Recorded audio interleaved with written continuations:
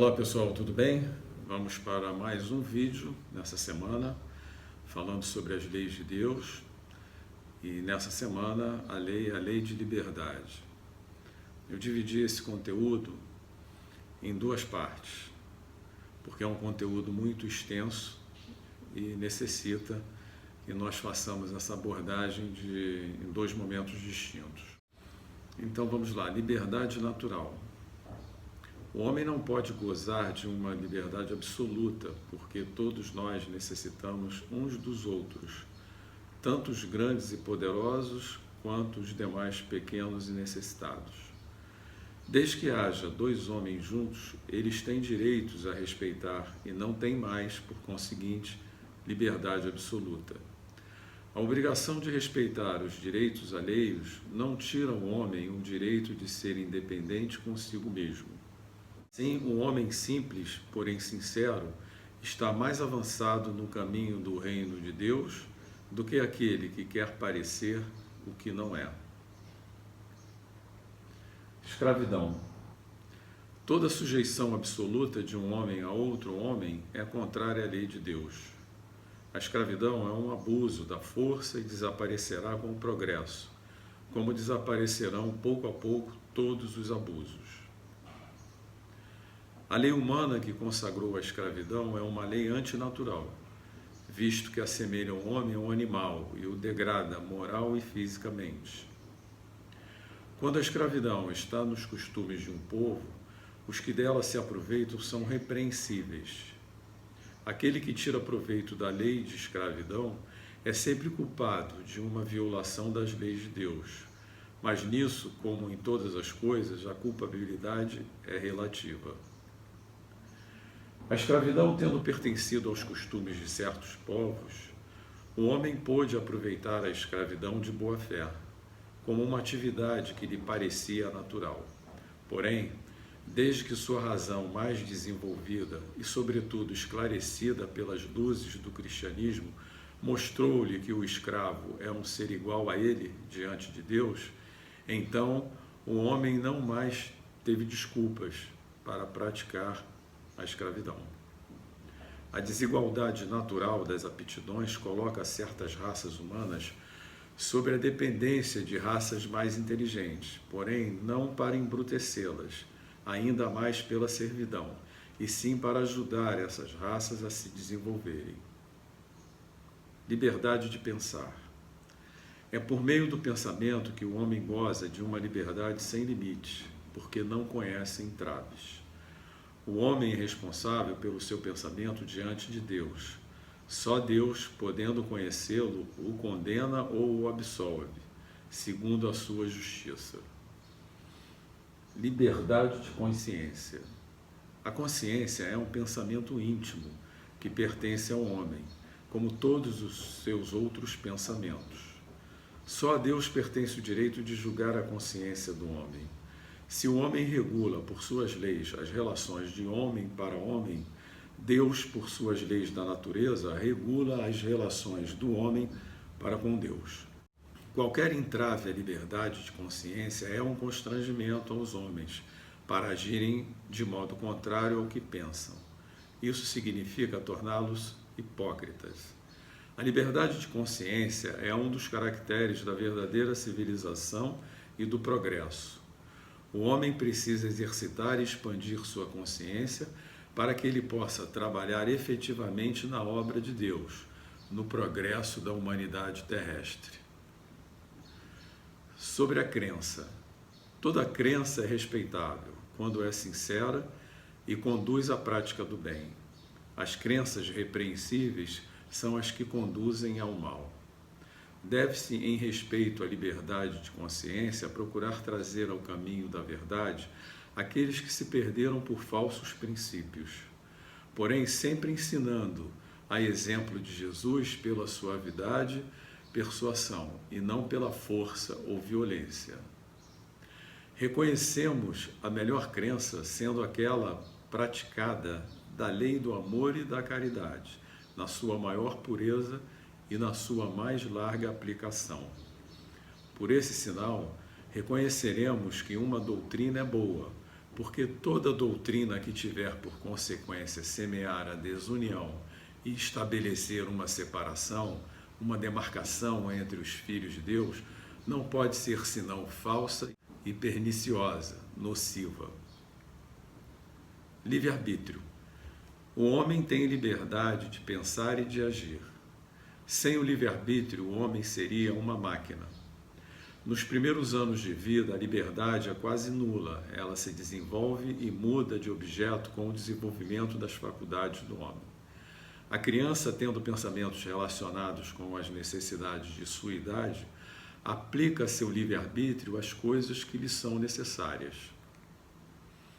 As predisposições instintivas que o homem traz ao nascer são as do espírito antes de sua encarnação.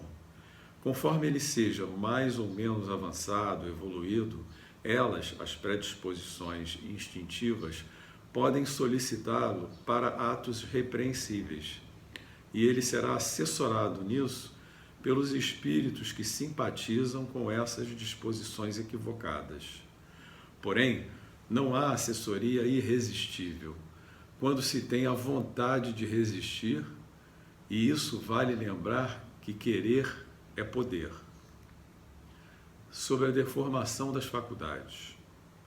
O homem cuja inteligência está perturbada por uma causa qualquer não é mais senhor do seu pensamento e desde então não tem mais liberdade. Essa deformação frequentemente é uma punição para o espírito que, em uma existência anterior, pôde ter sido vão e orgulhoso e ter feito mau uso de suas faculdades. Esse homem pode nascer no corpo de um idiota, como o déspota no corpo de um escravo, e o mau rico no corpo de um mendigo.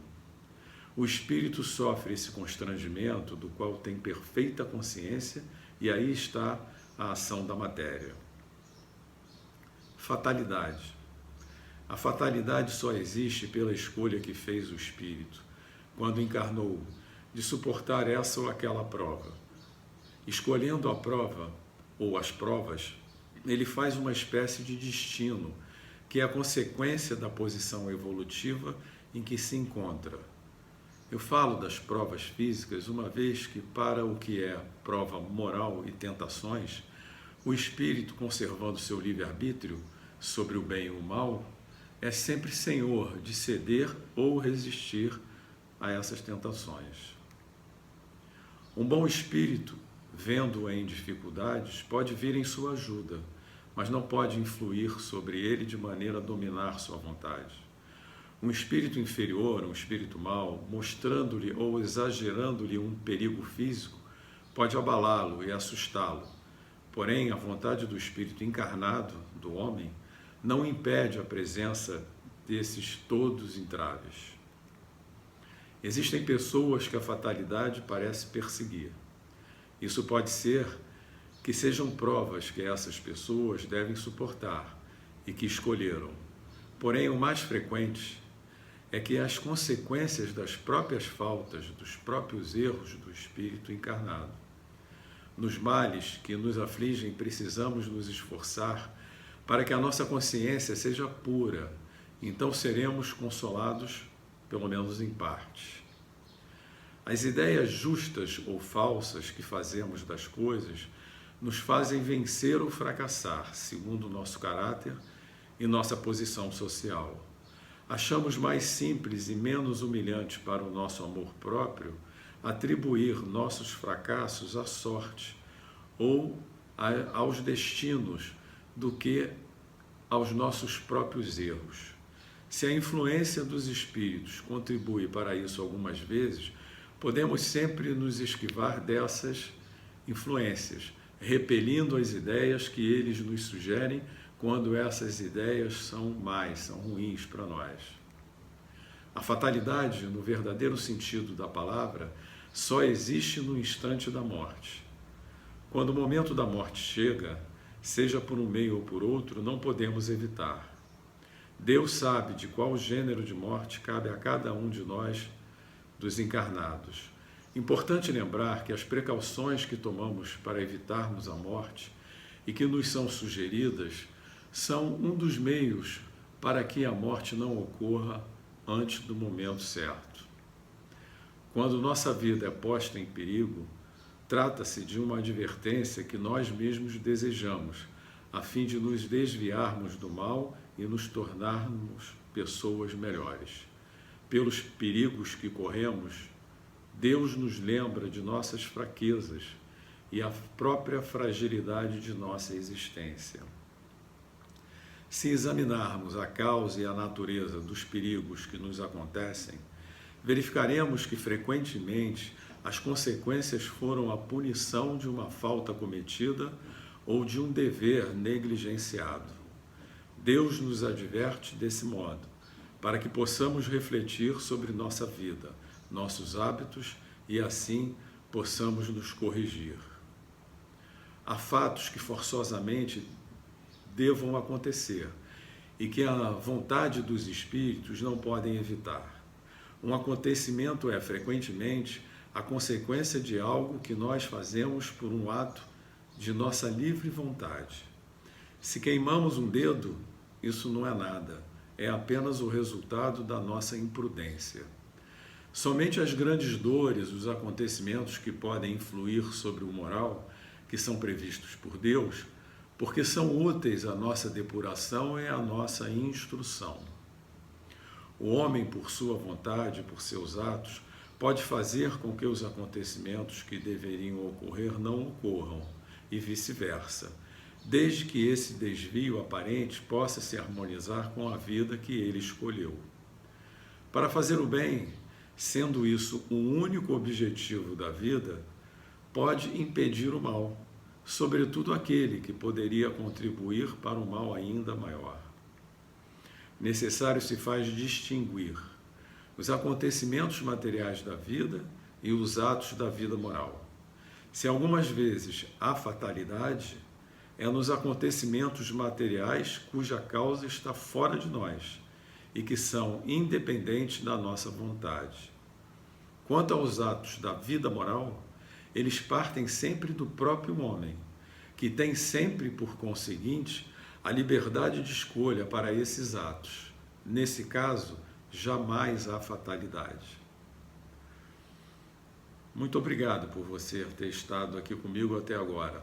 Peço que você compartilhe esse vídeo nas suas redes sociais. Isso fará com que nós possamos difundir, divulgar a doutrina espírita, ou seja, a doutrina cristã, essa doutrina que nos faz tão bem. Semana que vem estaremos publicando o vídeo, a segunda e última parte. Muito obrigado.